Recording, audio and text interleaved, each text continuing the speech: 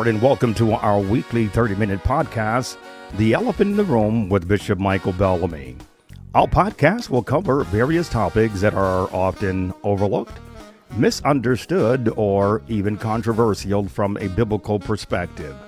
We're blessed to have a team of wonderful producers who want to make each episode something that will be enjoyable and informative. The Almighty God said, "My people are destroyed for lack of knowledge."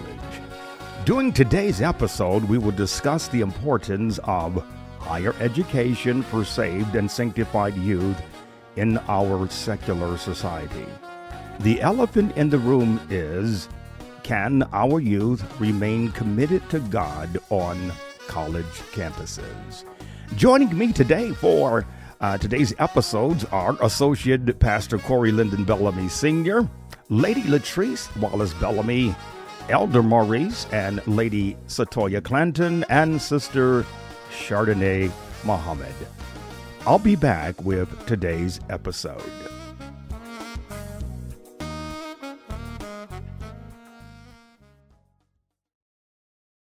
Well, welcome producers, and thanks for joining me for today's exciting episode. I hope that everybody is well. Thank you. We are well. Praise the Lord. Doing well. Wonderful. Wonderful. Well, you all are joining me today. And for those who don't know that you all are producers and editors for our podcast episodes, and you have experience in all of the topics that we're going to talk about on today. And I'm sure that this is going to be a blessing to families and for our young people who are going off to college. We're going to open with the question of what factors should students and parents consider when making a college choice. Satoya, what is your knowledge about this? Praise the Lord. Well, I attended two universities. One right after I graduated high school, that was Cornell University, and then the second one after I was married and with children, and that was Troy University. And a lot of the factors, they were different with where I was in life. When I went prior to graduating from high school, I was really looking for a place that I could learn and grow, be independent, and really fulfill the dreams that I had to become a doctor. You know, kids, they have a plan in place, and a lot of those plans include being a lawyer or a doctor or some type of scientist.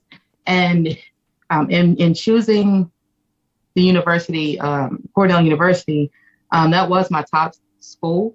I had some others that I considered, but in looking at that university, one of the main things that I really keyed in on was their medical program and the different colleges and courses that they offered to pre-med students. I also looked at the location. With it being out of state, it was an additional cost to my parents, but thankfully we had FAFSA and we qualified for quite a bit of funding. But outside of it being out of state, one of the things that I also looked for was a church in the area. And in all of those factors, out of my top three, Cornell just stood out because we had a church in the organization that was right there. It was in Ithaca, New York. So I had a support system sort of built in already. And just looking at what the university had to offer, with it being somewhat of a melting pot for any type of student to come and learn anything that the campus had to offer, I saw people from all walks of life, people from all around the world that I would have had the opportunity to meet and learn with if I had stayed in state there in Alabama. So a lot of different things went into play. Yes. So going out of state was definitely beneficial to you? I think so, because it helped me to grow up really quickly.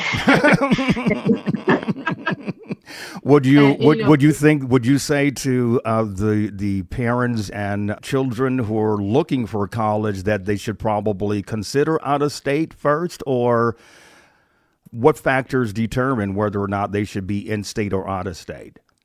I don't think they should look for an out-of-state college to start because that definitely has a monetary factor tied to it. Mm-hmm. The maturity level of their kids. That's something that needs to come into play because just looking at my children and seeing what weaknesses and strengths they have, I wouldn't send one completely out of state because that's got more room to grow. Yeah, you want to keep them as close to home as possible, right? Keep them as close to home, and it may be where maybe not necessarily out of state, but they're still within the state, but they're maybe 2 or 3 hours away, so that they have a sense of independence. They feel like they're away, and they can learn and grow up and mature into adulthood, but also have a quick route back home if they need to get some support. Now, you mentioned about a church.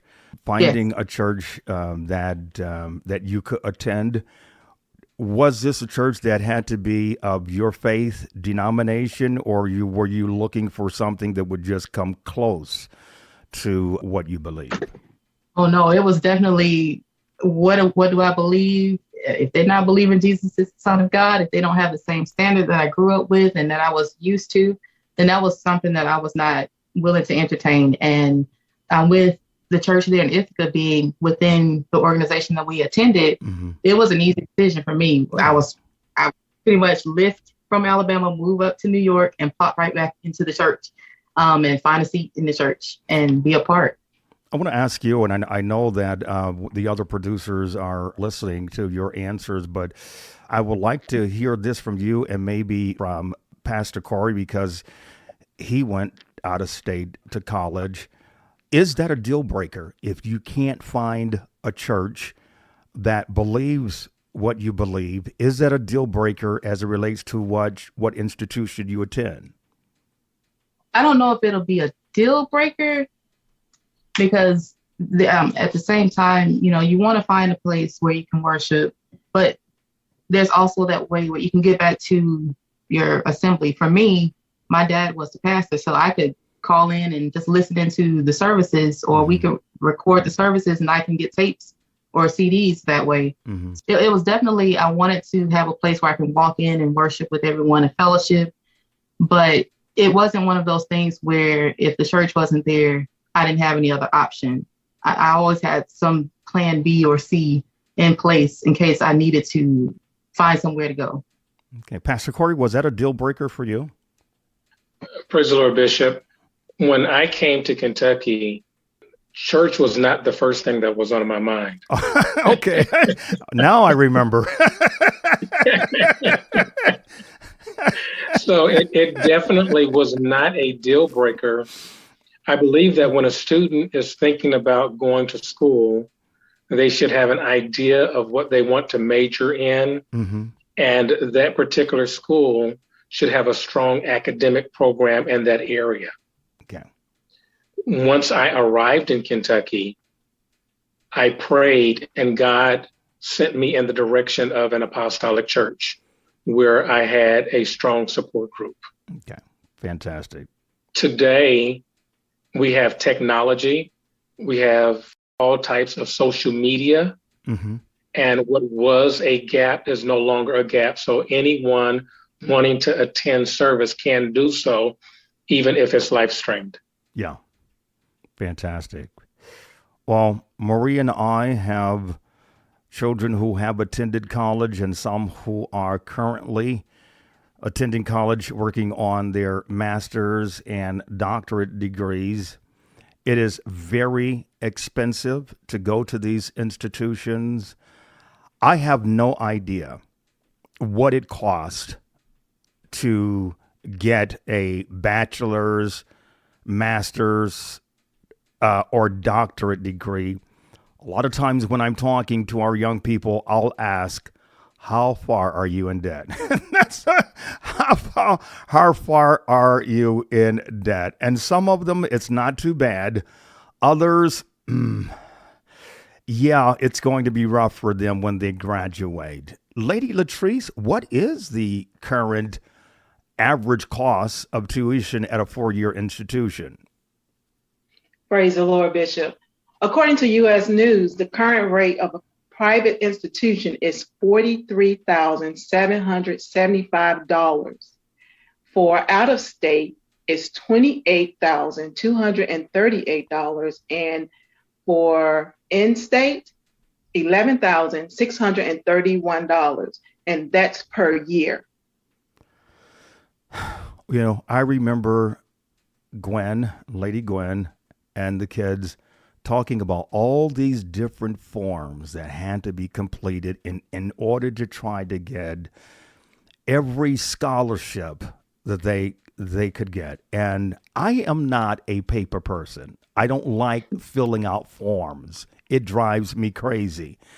Lady Gwen is an expert at it. She has the patience for it. She worked for the government for years, so she enjoys doing that kind of thing. Filling out these forms for scholarships, what is it, FAFSA? Student loans, Yeah. tuition, college, all of this stuff. Is that overwhelming? It's very overwhelming, but if you don't put in the work, you don't get paid. I mean, you could seek a scholarship for $25. Seek a lot of scholarships. The more you get, the more money you don't have to pay. Like I said, get as many as you can. If you have a 3.5 GPA or above, there's so many scholarships you can get.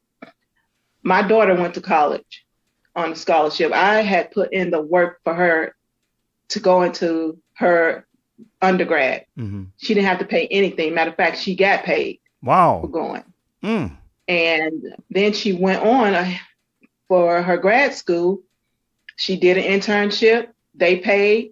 She was able to pay her housing, with the money that she received. So, you have to put in the work if you want to get paid.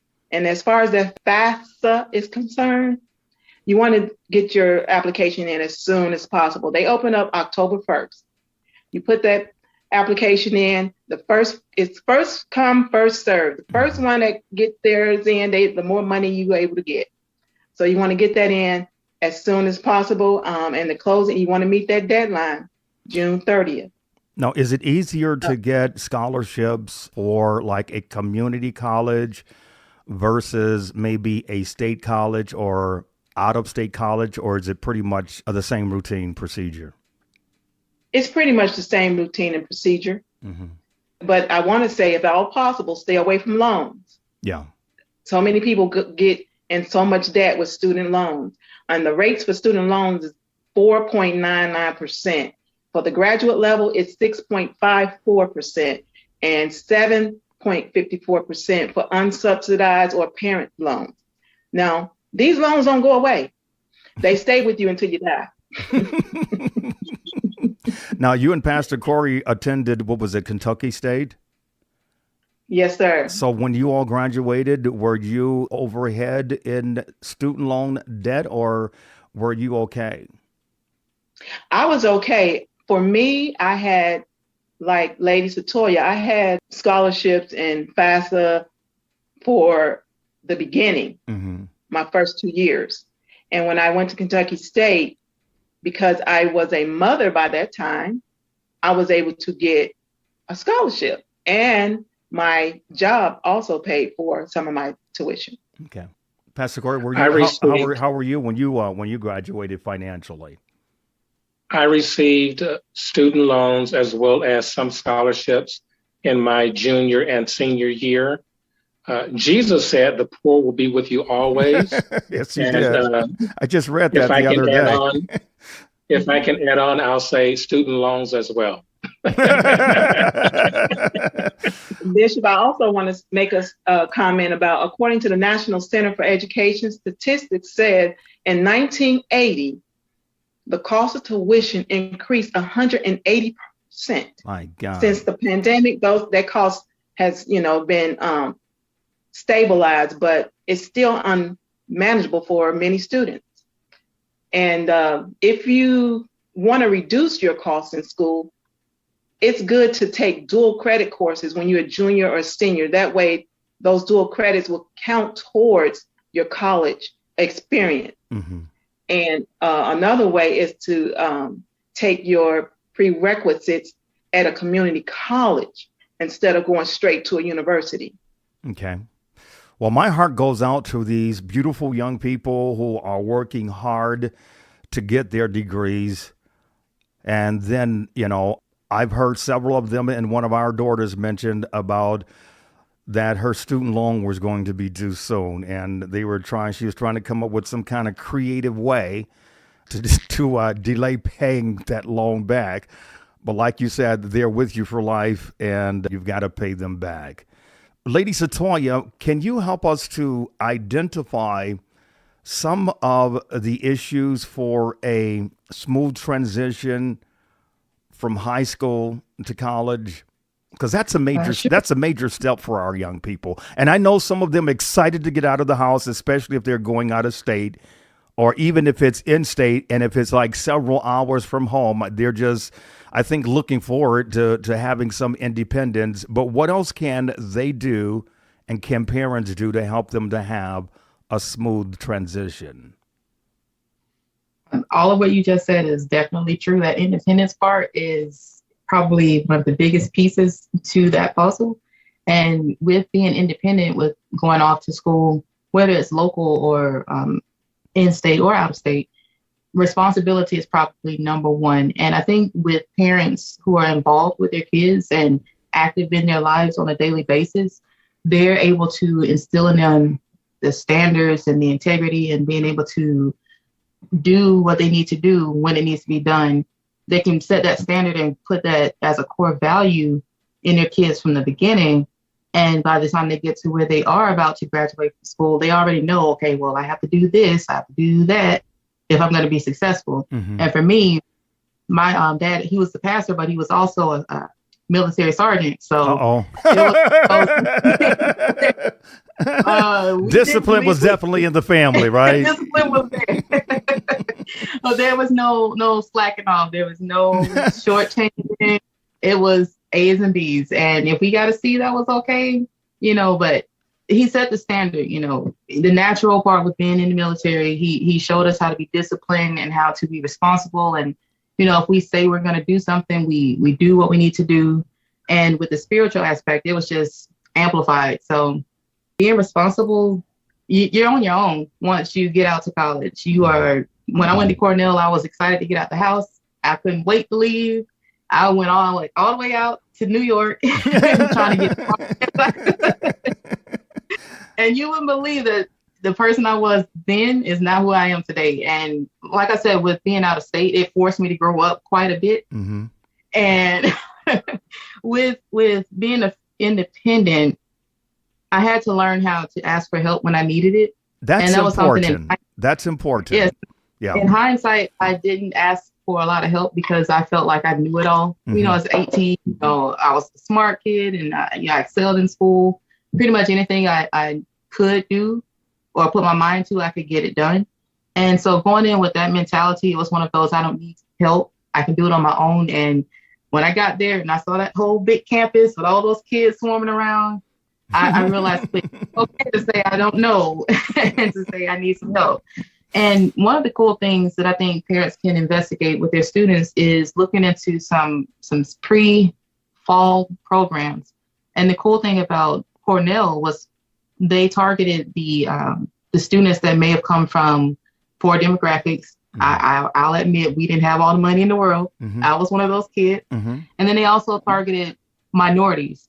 And so they had the pre-freshman summer program. I don't know if it's still the way it is today, but back then we ended up at the campus prior to the actual fall season. So we got a chance to see the campus at a very slow pace in comparison to having 25,000 students at once.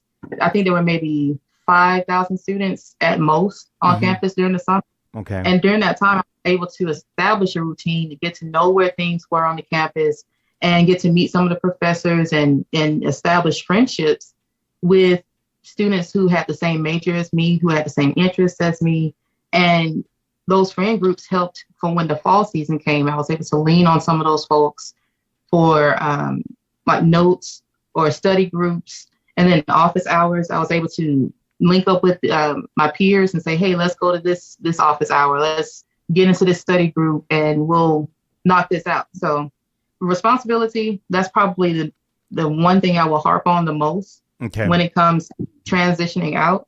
Mm-hmm. And also go to class. Just go to class. I will admit, while I was there. I skipped a few classes and my grades reflected it. Yeah. So you go to class, you're paying for it. Somehow, you have your scholarships and all that, but the people who give you the scholarship, they've invested that money into you. So do them a solid, go to your classes, be responsible. And also, when you get to your classes, sometimes it's okay to switch the class. You may not like the professor. They may be dry. Yeah. They may have a class that's scheduled at an off time. You have to know what works for you. Yeah. You're not stuck to what you had to do in elementary, middle, and high school. Once you're in college, you choose when your classes are. You choose what teachers you want, if there are more than one teacher that does the class. And there's some websites out there like ratemyprofessors.com. You can research the school. What is it called? What is it called? Rate My Professor?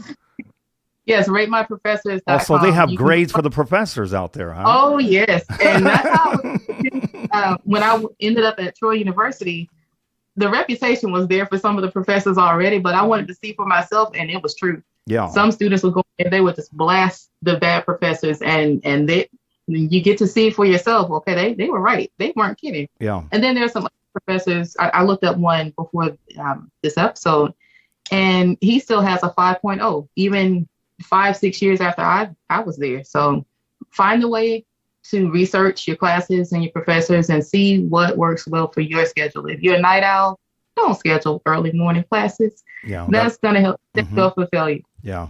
Just go with your flow, go with your pace, know what your strengths and weaknesses are, and be responsible.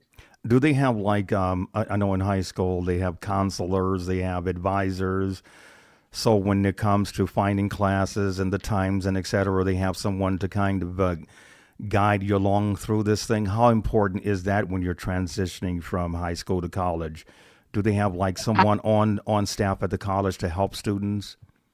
Yes. So with my experience at Cornell, during the summer program, we were linked to an advisor that would stay with us throughout the freshman year, in addition to the summertime. And when I tell you she stayed on me to stay in class, to make sure my courses were together, to make sure that I was matching out and choosing courses that were based on my major, so that by the time I graduated, I had all the credits that I needed. I didn't have to go and scramble for additional financial aid because I missed something or I took the wrong course and I should have taken the one over here. Yeah. So, and it may be where if you already know what major you're going to go into, you can reach out to, if it's a big university, they may have colleges within on each campus. And you can look at the advisors, and if you have one already assigned, you can reach out and say, hey, I'm going to be there in the fall. I just want to see what I need to do to prepare. And you can also go to your high school guidance counselor too, and they'll be able to give you resources on what to do, what to prepare as you're heading out to college. Fantastic.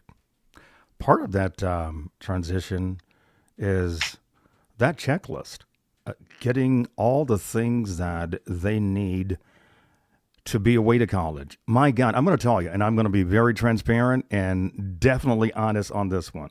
I am so glad that I don't have to load up a van and walk up 4 flights of stairs or wait on elevators and carts in order to get my kids to their dormitory. Those things kind of drove me crazy. But I guess it was fun for them, but it wore me out, and I'm too old for that now. There's a lot of things that students need when they're going off to college. What are some of those things, Lady Latrese?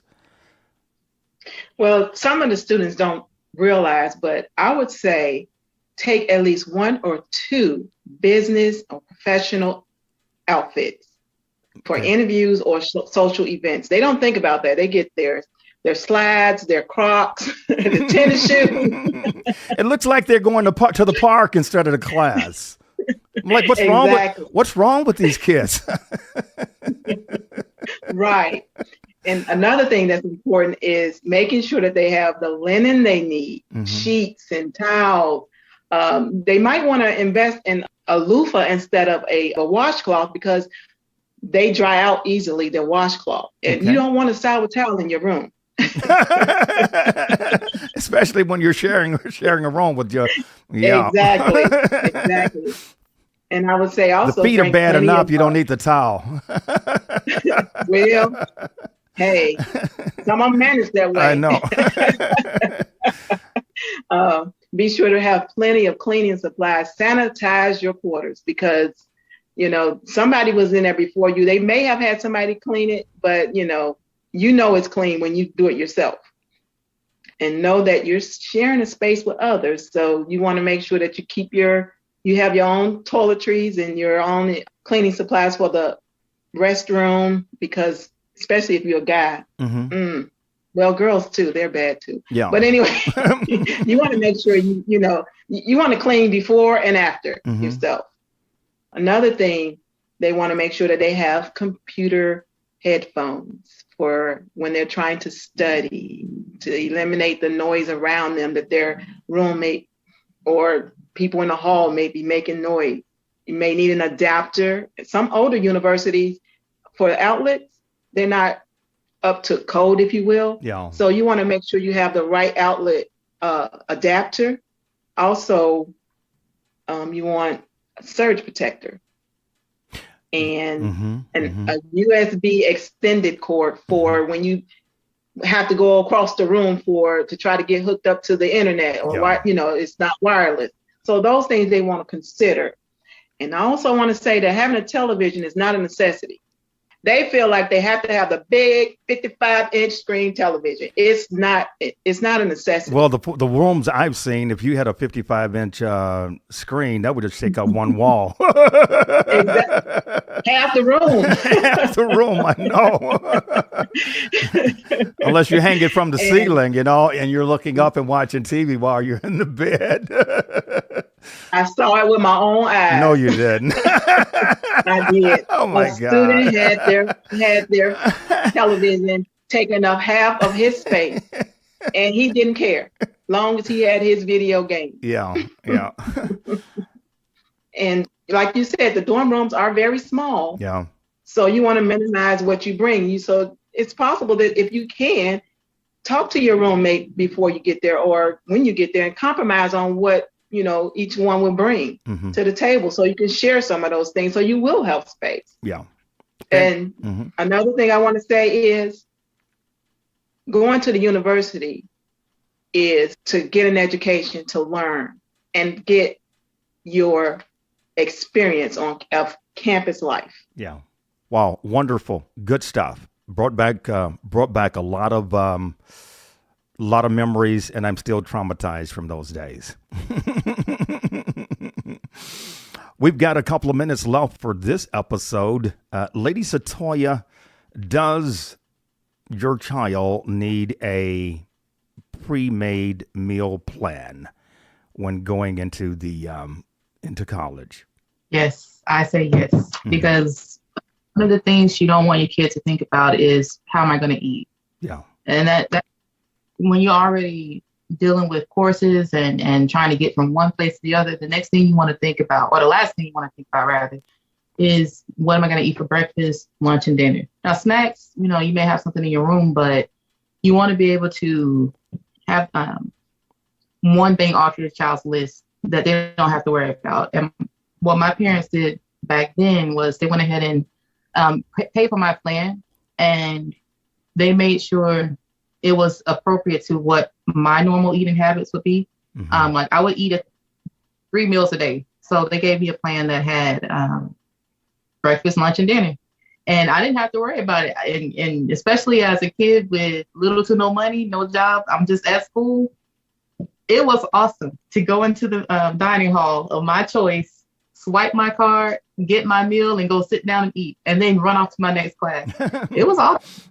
They had all types of choices that I could pick from. And when I think back on it, some of the choices I wouldn't have thought would be available to me, as a kid, growing up, we like I said, we weren't poor, but we knew we didn't have it. So to have that level of exposure and to have access to all those options, it's also a treat for some kids that don't have that at home. Yeah. So get the meal plan. And if your kid is not eating all of the meals, and they're not going to eat all the meals, if you see how they eat at home, don't go full blown out the biggest, baddest meal plan ever, because at the end of the school year, It may have changed since, but for me, I was trying to swipe my card and buy all I could to get that money going, because by the time the school year, the semester was over, I still had a bucket and it was not transferring to the next. So how much does a prepaid meal plan cost? So I actually did not look that up, but I want to say it back then, it was probably maybe $1,500 for the semester. School year. I may have that inflated, but wow, it was worth it. I'll say that. It was just not to go hungry.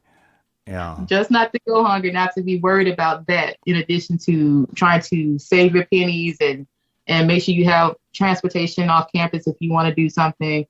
For me, I worked off campus and work study, and I had to get the bus.